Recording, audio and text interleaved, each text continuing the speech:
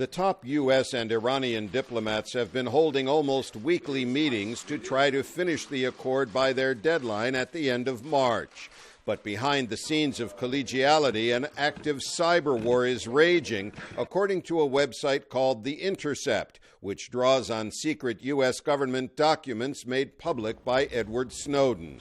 It published details of a U.S. National Security Agency paper written 2 years ago that calls for a more robust U.S. response to Iran's improved cyber warfare capabilities. The report says Iran learned from a virus called Stuxnet inserted into its nuclear program, allegedly by U.S. and Israeli intelligence services in 2012.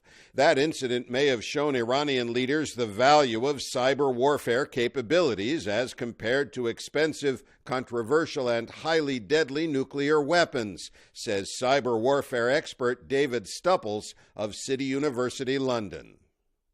Iran have now realized they have a much stronger weapon at hand.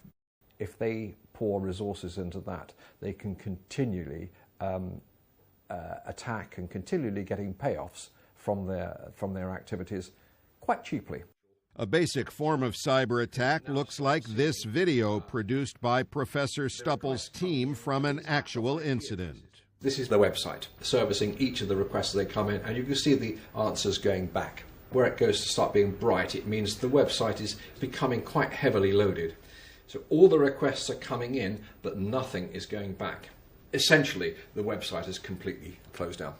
Such overload or denial of service attacks are irritating, but real problems come when cyber attacks steal or destroy data, as happened in the attack on Sony Pictures last year, allegedly by North Korea.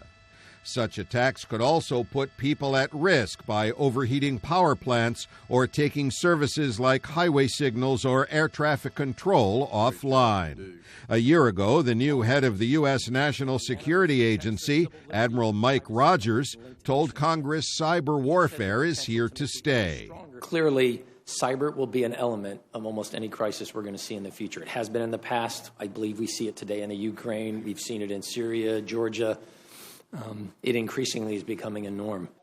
And there's concern that terrorist groups could also move into the cyber domain, says Rachel Briggs of London's Institute for Strategic Dialogue. We know that extremists are trying to use technology in the same way that they use wires and batteries. They have not so far as we know, been successful. It will only be a matter of time.